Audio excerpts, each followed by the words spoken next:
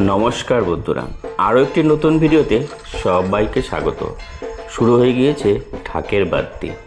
আর মাত্র কয়েকটা দিন, দিকে দিকে ফুটে উঠেছে কাশফুল, জানান দিচ্ছে দেবীর আগমনী বার্তা।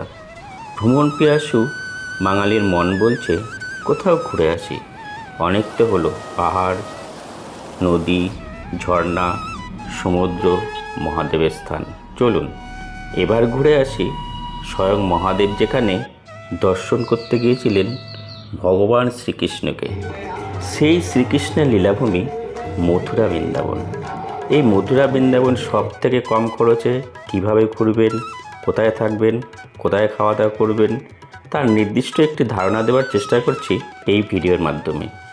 সবাই ভিডিওটা দেখে লাইক ও কমেন্ট করে দেবেন, কেননা আপনাদের প্রত্যেকটি কমেন্ট আমাকে এরকম ভিডিও তৈরি করতে উৎসাহ দিয়ে থাকে।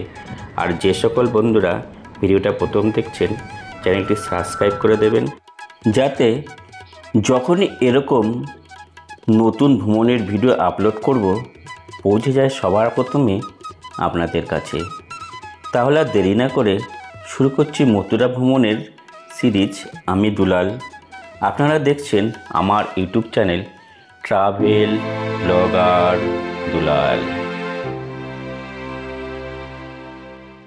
কলকাতা থেকে মথুরা যাবার সব থেকে দুটি ভালো ট্রেন প্রতি বৃহস্পতিবার 1317 আগ্রা ক্যান্টনমেন্ট দুপুর 12:10 ছাড়ে, আর 1219 গোয়ালিয়র ছাড়ে প্রতি বুধবার 1:10। তার টিকিট কেটে নিলাম আজকে এই জেনারেলই সফর করব। কিছু করার নেই, এই জেনারেলের টিকিটের দাম পড়লো মাত্র 350 টাকা এই কলকাতা স্টেশন থেকে মথুরা জংশন পর্যন্ত। তা ট্রেন দিয়ে দিয়েছে, 2 নম্বর প্ল্যাটফর্মে অ্যালাউন্স করে দিয়েছে। আমরা এখন 1 নম্বর থেকে 2 নম্বর প্ল্যাটফর্মে যাব ওভারব্রিজ দিয়ে। আমরা এখন ওভারব্রিজ দিয়ে উঠে যাচ্ছি, জানি না আজকে সিট পাবো কি না। 13167 কলকাতা থেকে আগ্রা ক্যান্টনমেন্ট যাওয়ার এই ট্রেনটি। সামনে রয়েছে 4টে জেনারেল। তা আজকে যেহেতু জেনারেল সফর করব, তার জন্য জেনারেলে গিয়ে লাইন দিতে হবে। এই ট্রেনের মোট 19টা কম্পার্টমেন্ট রয়েছে, 4টে জেনারেল, 7টা স্লিপার ক্লাস এবং এসি ফার্স্ট ক্লাস নিয়ে মোট 8টা রয়েছে, আর একটা রয়েছে প্যান্ট্রিকার। এই টোটাল রয়েছে 19টা কম্পার্টমেন্ট। নির্দিষ্ট টাইমেই ট্রেন আমাদের ছেড়ে দিল কলকাতা স্টেশন থেকে দুপুর 12:10। মথুরা জংশন পৌঁছবে পরের দিন দুপুর 2:30। এই ট্রেনের সমস্ত ক্লাসের ভাড়া আমি আমার ডেসক্রিপশন বক্সে দিয়ে দিলাম এবং ভিডিও স্ক্রিনেও দেখতে পাচ্ছেন, প্রয়োজনে আপনারা দেখে নেবেন। উঠে পড়লাম 13167 কলকাতা টু আগ্রা ক্যান্টনমেন্ট। আমরা যাব আজকে মথুরা পর্যন্ত। তা আজকে যেহেতু অন্য টিকিট পাইনি, তার গিয়ে জেনারেলেই সফর করব। জেনারেলে উঠে বললাম, সিট পেয়েছি। এই যে আমার সিট, একটা কর্নারের জানলার পাশে, আর মোটামুটি ফাঁকাই রয়েছে, খুব একটা এখন অবধি ভিড় নেই, সব সিট ফুল হয়ে গেছে। এরকম রয়েছে এখন ট্রেনের ভিতরটা।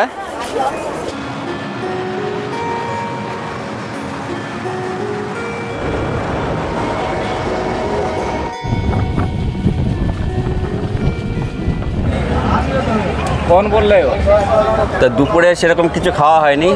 আসানসোল স্টেশন থেকে নিয়ে নিলাম ইডলি, দাম পড়লো 4টে 30 টাকা।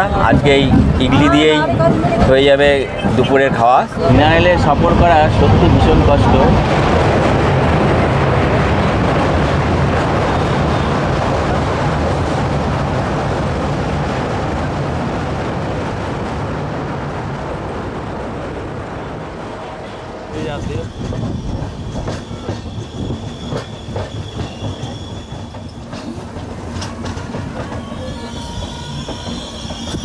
ঘড়িতে সময় আপডেট 2:40। আমরা এসে পৌঁছলাম এই মথুরা জংশন।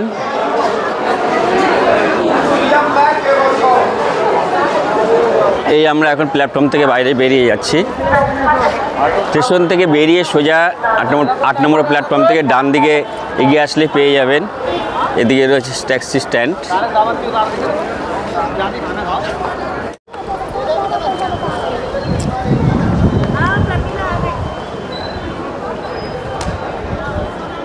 এখানে প্রচুর অটো রয়েছে, আপনারা দেখতে পাচ্ছেন।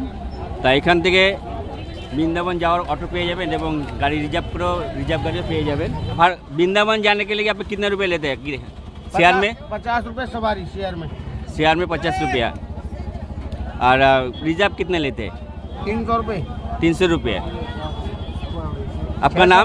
6 सवारी जाता है। 6 सवारी जाता है 300 रुपये। आपका नाम? नाम मेरा सोनू ठाकुर। फ़ोन नंबर बता दीजिए। 8979340522। Thank you. আমরা আজকে এই অটো করেই পৌঁছে যাব বৃন্দাবন ভারত সেবাশ্রম। আমরা প্রথমে ভারত সেবাশ্রম যাব, তারপরে আপনাদেরকে সমস্ত কিছু ঘুরে দেখাচ্ছি। তা এখান থেকে 50 টাকা করে শেয়ার গাড়ি যায়, তবে শেয়ার গাড়ি এখন যাচ্ছে না, যেহেতু কিছুটা রাস্তা বন্ধ করে দিয়েছে, ঘুরে ঘুরে যেতে হবে। তার জন্য এরা বলছে রিজার্ভ আমরা 400 টাকা বুক করলাম। রাধে রাধে।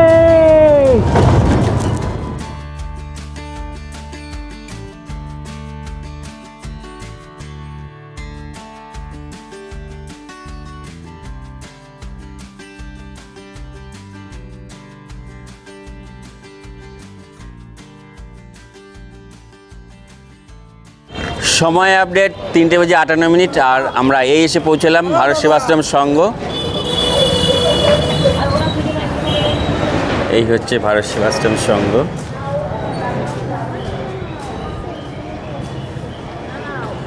এদিকে রয়েছে গুরু মহারাজের মন্দির, আর এদিকে সব থাকবার ব্যবস্থা রয়েছে। আর এই ডান দিকে রয়েছে অফিস ঘর। আরে নমস্কার, বলছি গুরুজি, এখানে যে দর্শনার্থীরা আসছেন পুণ্যার্থী, তাদের জন্য যে থাকবার ব্যবস্থা কীরকম কী ব্যবস্থা রয়েছে আর কিভাবে বুক করবে আপনারা যদি একটু বলেন। থাকার জন্য রুমের ব্যবস্থা আছে, কিন্তু রুম বুকিং হয় না এখানে। যা কিছু হবে অন স্পট এসে বুক মানে বুক করতে হবে, যদি থাকে তাহলে পাবে অবশ্যই। আচ্ছা, সবসময় সকালের দিকে আসলে পরে রুমটা অ্যাভেলেবেল থাকে। আচ্ছা, কীরকম নিয়ে থাকেন আর কী কী ডকুমেন্টস প্রয়োজন সেটা যদি বলে দেয়। হয় আধার কার্ড হলেই হবে। আর রুম ভাড়া কি কিছু? সব রকম আছে, কম বাজেটেরও আছে, একটু রেন্টের রুমও আছে। সেটা এসে অফিসে খোঁজ করবেন, পাবেন। যদি কীরকম আছে যদি একবার একটু বলে। সব রকম রুম আছে, কম দামের সাধারণ লোকজন আছে, সাধারণ লোকের জন্য আমরা 100-150 টাকাতেও রুম প্রোভাইড করি। আর ভালো রুম আছে একটু 1000, 1200, 1500, সব রকম রুম রাখতে হয় আশ্রমে। সব রকম রুম না রাখলে আশ্রম চলে না। এই হলো ভারত সেবাশ্রম সংঘ। আমরা ভারত সেবাশ্রম সংঘের রুম নিয়েছি, রুম নিয়ে ব্যাগপত্র রেখে বেরিয়ে চলে আসলাম খাবার জন্যে। সকাল থেকে সেরকম কিছু পেটে পড়েনি, তাই কি পাওয়া যাচ্ছে দেখি। আর এখানে প্রচুর বাঙালি হোটেল রয়েছে, এই তার মধ্যে একটাতে আমরা গিয়ে দেখি কী খাবার পাওয়া যায়। তাহলে চলুন আগে খাওয়া দাওয়ার পর্বটা সেরে নিই। আমরা 100 টাকার বিনিময়ে এখান থেকে রাতের খাবার খেয়ে নিলাম। রাতের খাবারে ছিল ভাত, ডাল, 2টো সবজি, বেগুন ভাজা, পাঁপড়, আর খাবারের গুণগত মান বেশ ভালো ছিল। বন্ধুরা, আমরা যে ভারত সেবাশ্রমে রয়েছি সেই ভারত সেবাশ্রমের রুমটা আপনাদেরকে একটু দেখিয়ে দিই। আমরা রয়েছি ভারত সেবাশ্রমের একদম 3 তলায় এই রুমটা। এদিকেও প্রচুর রুম রয়েছে, আর এই 14 আমরা এই রুমটা রয়েছি। বেশ খুব পরিষ্কার পরিচ্ছন্ন। এখানে 2 থেকে 3 জনা থাকার মতো ব্যবস্থা রয়েছে, আর এখানে রয়েছে 2 জনের মতো থাকার ব্যবস্থা। আপনাদের ওয়াশরুমটা একটু দেখিয়ে দিই। এই হচ্ছে এখানকার ওয়াশরুম, পরিষ্কার পরিচ্ছন্ন ওয়াশরুম। এই যে গিজার অন হয়ে গেল, বেশ খুব ভালো। জামাকাপড় ঝুলানোর হ্যাঙ্গারও রয়েছে। রাধে রাধে। নিয়ে রাধারানীর নাম পৌঁছে গেলাম এই বৃন্দাবন ধাম। সুপ্রভাত বন্ধুরা, আজ এই মুহূর্তে রয়েছি বৃন্দাবন ধামের ভারত সেবাশ্রম সংঘ। আজকে আপনাদেরকে ঘুরে দেখাবো শ্রীকৃষ্ণের যে জন্মভূমি, সেই শ্রীকৃষ্ণের জন্মভূমি মথুরা ধাম। তা এখন আমরা বেরিয়ে যাচ্ছি, প্রথমে গিয়ে বাস ধরবো। ভিডিওটা ভালো লাগলে আত্মীয় স্বজন, বন্ধুবান্ধব সবার মাঝে শেয়ার করে দিন এবং লাইক করে দিন। তবে চলুন আজকে আমরা বেরিয়ে পড়ি। ভার্চুয়ালি আজকে আমরা পরিক্রমা করব মথুরা ধাম। এই রাস্তা দিয়ে ভারত সেবাশ্রম থেকে বেরিয়ে এসেছি। এই রাস্তা থেকে মিনিটখানেক হেঁটেই এই মেন রোড রয়েছে, আর এই মেন রোড ধরে আমরা প্রথমে বাস ধরব। বাস ধরে পৌঁছে যাব শ্রীকৃষ্ণের জন্মভূমি। জন্মভূমি জায়গা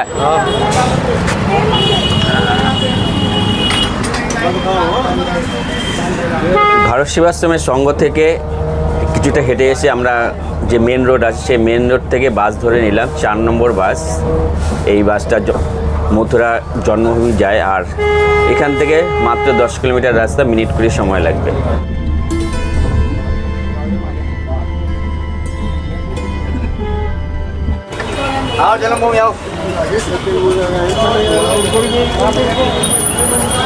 পৌঁছে গেলাম আমরা শ্রীকৃষ্ণের জন্মভূমি, সেই পুণ্যভূমি।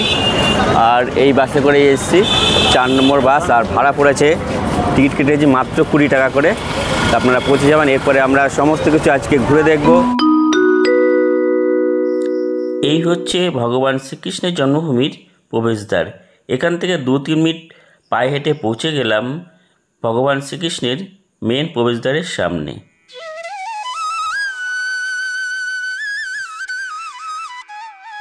এই শ্রীকৃষ্ণের জন্মভূমির মন্দির গ্রীষ্মকালে সকাল 6:30 থেকে রাত 9টা পর্যন্ত খোলা থাকে এবং শীতকালে সকাল 6:30 থেকে রাত 8:30 পর্যন্ত খোলা থাকে। আচ্ছা, এই জন্মভূমির মন্দিরের ঠিক বাঁদিকে রয়েছে মহিলাদের যে জিনিসপত্র সমস্ত কিছু রাখার ব্যবস্থা।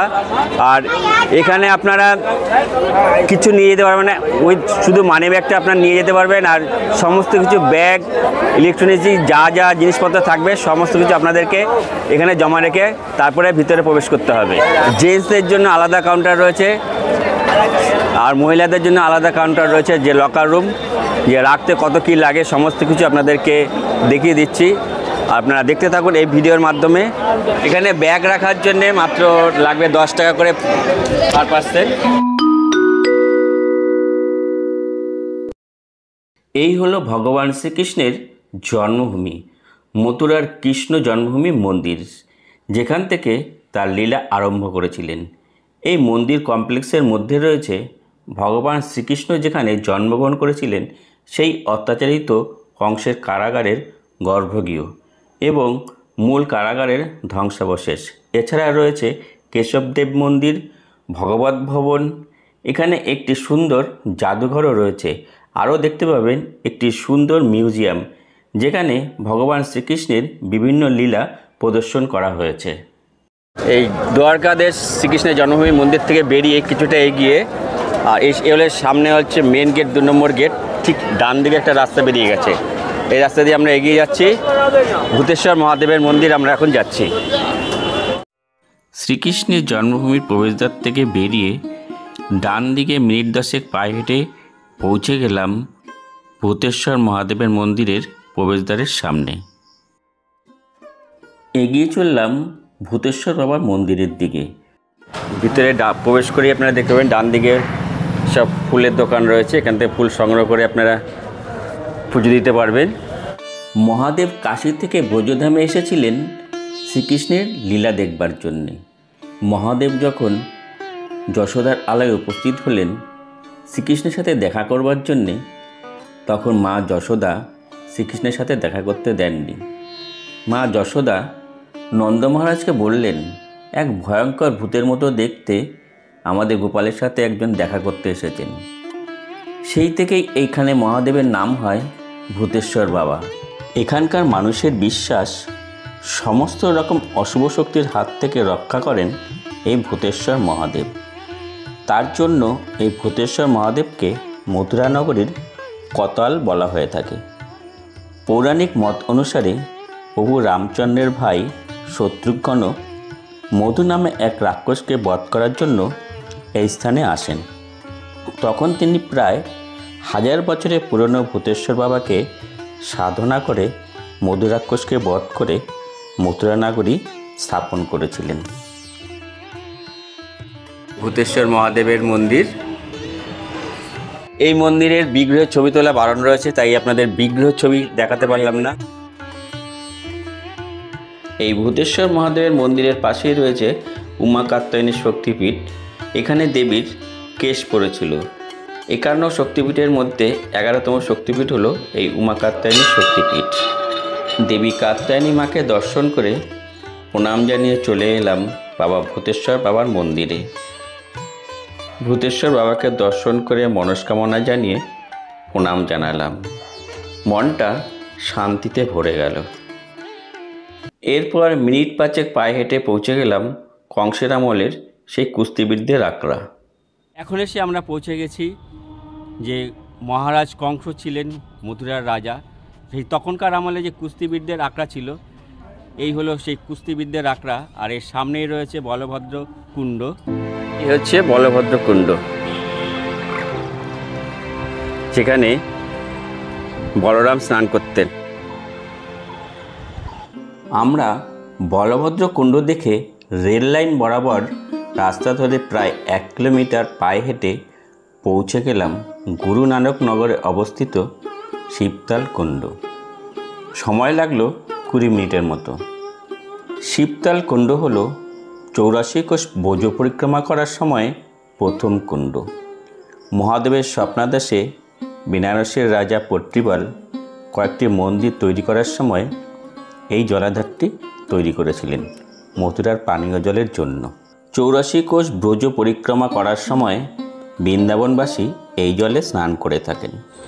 পৌরাণিক মত অনুসারে মহাদেব ভগবান শ্রীকৃষ্ণের দেখা পাওয়ার জন্যে 12,500 বৎসর এই স্থানে তপস্যা করেছিলেন। এর জন্য এই জায়গাটির নাম হয় শিবতাল কুণ্ড।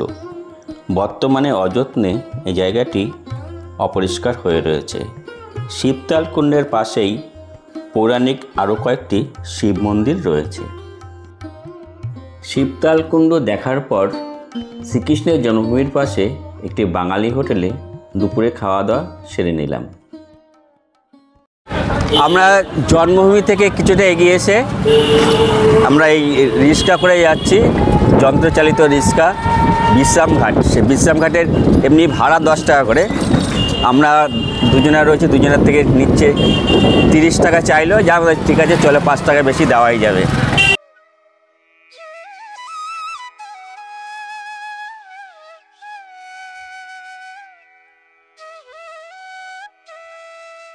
তা বন্ধুরা, চলে এলাম এই দ্বারকা দেশে যে নগরী শ্রীকৃষ্ণের, সেই স্বর্ণ নগরী, এই বিশ্রামঘাট। বিশ্রামঘাটে এখানে রয়েছে শিকারা বোটের রাইড। আপনারা শিকারা বোট থেকে আপনারা এখানে নদী পরিদর্শন করতে পারবেন। অপূর্ব সুন্দর লাগবে আর ভীষণই ভালো লাগবে আপনাদের।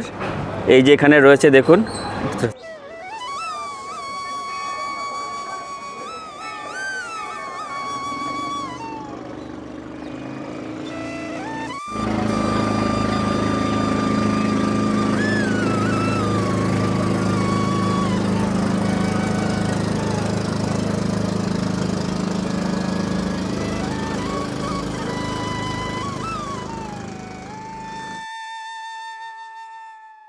আমরা এখন বিশ্রামঘাট বরাবর হেঁটে চলেছি। বিশ্রামঘাট থেকে প্রায় 1/2 কিলোমিটারের মতো রাস্তা রয়েছে। আমরা এখন যাব যে কংসের কেল্লা, সেই কংসের কেল্লা। আপনারা বিশ্রামঘাট থেকে বাঁদিকে যে রাস্তাটা ঢুকে গেছে, সেই বাঁদিকের রাস্তা দিয়ে ঢুকে যাবেন। পরপর ঘাটের পাশ দিয়ে আপনারা হেঁটে যাবেন। এরকম সরু রাস্তা রয়েছে, সরু রাস্তা ধরে হেঁটে চললেই পেয়ে যাবেন। মিনিট 10 লাগবে পায়ে হেঁটে। এরকম ঘাটের পাশ দিয়ে যেতে যেতে আপনারা পেয়ে যাবেন বেশ অসংখ্য মন্দির রয়েছে। এই পরিবেশটাও কিন্তু এক অসাধারণ লাগছে দেখতে, অপূর্ব সুন্দর। এই পাশ দিয়ে রয়েছে যমুনা নদী, আর এই যমুনা নদীর পাশ দিয়ে আমরা হেঁটে চলেছি। কি সুন্দর লাগছে, ও অপূর্ব সুন্দর, একটা ফিলিংটাই আলাদা। ও কি অপূর্ব সুন্দর লাগছে। এই দু সাইডে যমুনা নদীর তীরে যে গাছগুলো রয়েছে আর মাঝখান দিয়ে এই রাস্তা, কি সুন্দর লাগছে দেখুন, অপূর্ব সুন্দর, দৃষ্টিনন্দন।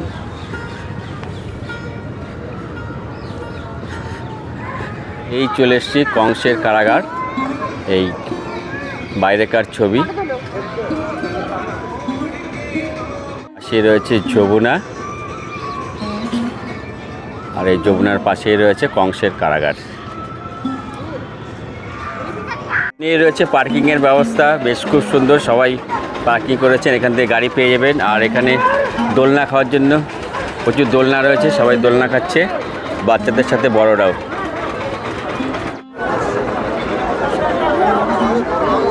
এই যে গঙ্গার পাড় রয়েছে, এই গঙ্গার পাড় থেকে আমরা চলে আসলাম। আর এই দিকে সোজাই রয়েছে, এখানটা হচ্ছে যাওয়ার রাস্তা। আমরা কংসের কেল্লার যে উঠবো সেই ওটার রাস্তা হলো এদিক দিয়ে।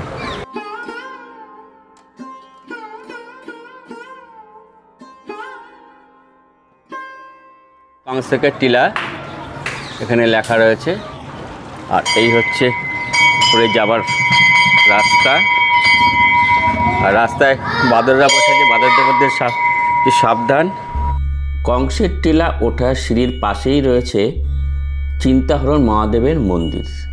আমরা চিন্তাহরণ মহাদেবকে দর্শন করলাম এবং প্রণাম জানালাম। এরপরে আমরা উঠে এলাম কংসের টিলার দিকে।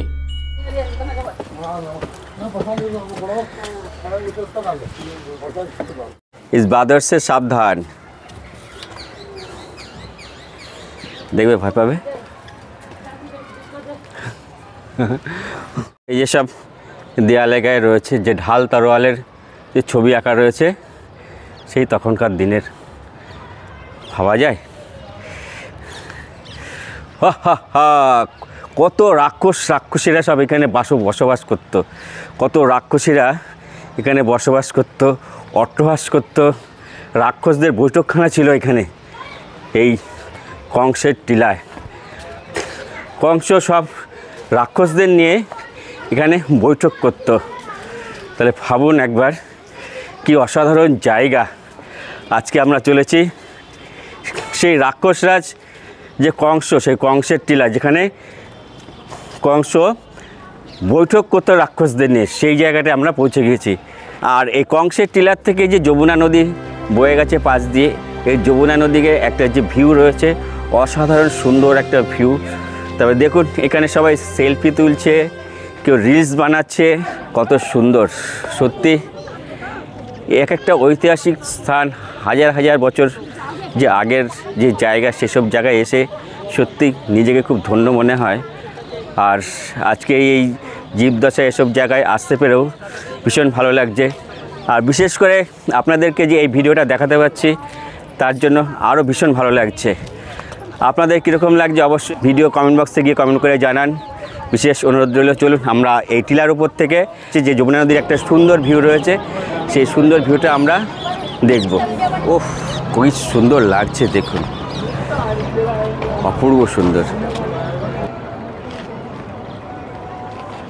राधे राधे। कहाँ से आए आप? मैं बेंगल से आई हूँ। বেঙ্গল বাঙালি আছেন আপনি? হ্যাঁ। বাহ, বেশ সুন্দর। কোথা থেকে এসেছেন? আমি এসেছি মুর্শিদাবাদ থেকে। আমরা মুর্শিদাবাদ এখানেই থেকে? থাকি। এখানেই থাকেন? এই মথুরাতেই? হ্যাঁ, আমার বরের ওখানে কাজ আছে। আচ্ছা আচ্ছা, বাহ, বেশ ভালো। তা এখানে ঘুরতে এসেছেন? আচ্ছা, কীরকম লাগছে বলুন? ভালো লাগছে, খুবই ভালো রোজই লাগছে। আসি আমরা। রোজই আসেন? বাহ, খুব সুন্দর। আপনারা ভীষণ ভাগ্যবান।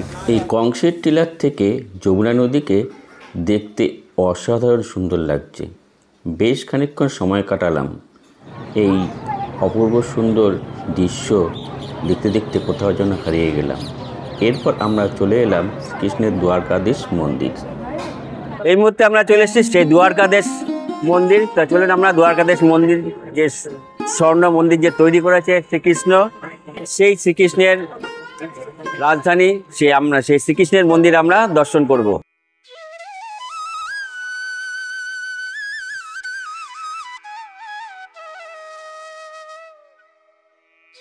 এই হলো ভগবান শ্রীকৃষ্ণের দ্বারকাধীশ মন্দির। এ এক মহাপুণ্যভূমি। ধারণা করা হয় এই মূল মন্দিরটি প্রায় 200 খ্রিস্টপূর্বাব্দে ভগবান শ্রীকৃষ্ণের প্রপৌত্র ব্রজনাভ দ্বারা নির্মিত হয়েছিল। মথুরার এই দ্বারকাধীশ মন্দির ভারতের উত্তরপ্রদেশের একটি প্রাচীন ও বৃহত্তম হিন্দু মন্দির। এটি ভগবান শ্রীকৃষ্ণকে উৎসর্গীকৃত এবং তারই এক রূপ দ্বারকানাথ রূপে এখানে পূজিত হন। মন্দিরটির বর্তমান কাঠামো 1814 সালে গোয়ালিয়র রাজ্যের কোষাধ্যক্ষ শেঠ গোকুল দাস পারেখ নির্মাণ করেছিলেন, যা যমুনা নদীর তীরে অবস্থিত। ভগবান শ্রীকৃষ্ণকে দ্বারকানাথ বা দ্বারকাধীশ রূপে এবং রাধাকে রাধারানী রূপে পূজিত করা হয়। এটি পশ্চিমবঙ্গ ঐতিহ্যের অন্তর্গত এবং এর স্থাপত্য ও চিত্রকর্মের জন্য সারা দেশে বিখ্যাত। এখানে ভগবান শ্রীকৃষ্ণের কালো মার্বেলের মূর্তি এবং রাধারানীর সাদা মার্বেলের মূর্তি রয়েছে। এই মুহূর্তে আমরা চলে এসেছি এই দ্বারকাদেশ, যে শ্রীকৃষ্ণের রাজধানী, যে দ্বারকাদেশ, যে মন্দির, যে স্বর্ণ মন্দির যে তৈরি করেছে। স্বর্ণ মন্দির বলতে সোনা দিয়ে নয়, এই যে মন্দিরটা হয়েছে, যে এখানে পুরো সোনার মতো দেখতে, এটা দেখুন।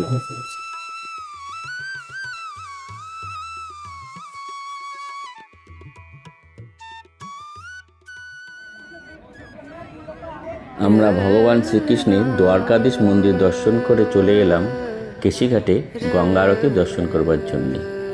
লক্ষ লক্ষ মানুষ এখানে জড়ো হয়েছে গঙ্গা আরতি দেখার জন্যে। বহু ভক্ত আবার নৌকোবিলাস করে গঙ্গা আরতি দর্শন করছেন। এ এক অপূর্ব সুন্দর অনুভূতি।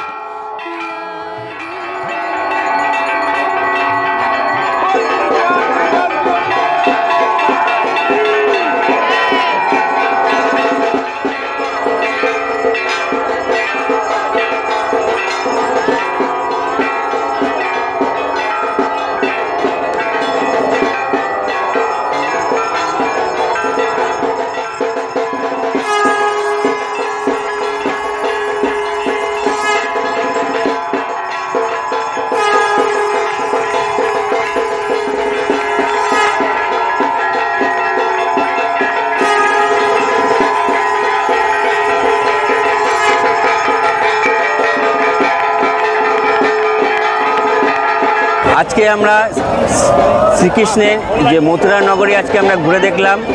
সবশেষে আমরা ঘুরে দেখলাম এই বিশ্রাম ঘাটের সন্ধ্যা আরতি। আর ভিডিওটা আজকের মতো এখানেই শেষ করছি। দেখা হচ্ছে আপনাদের সাথে এই শ্রীকৃষ্ণের জন্মভূমির পরবর্তী পর্বে। ততক্ষণ আপনারা ভালো থাকবেন, সুস্থ থাকবেন। আর ভিডিওটা ভালো লাগলে লাইক কমেন্ট এবং আত্মীয় স্বজন বন্ধুবান্ধব সবার মাঝে শেয়ার করে দেবেন। রাধে রাধে, জয় শ্রী রাধে।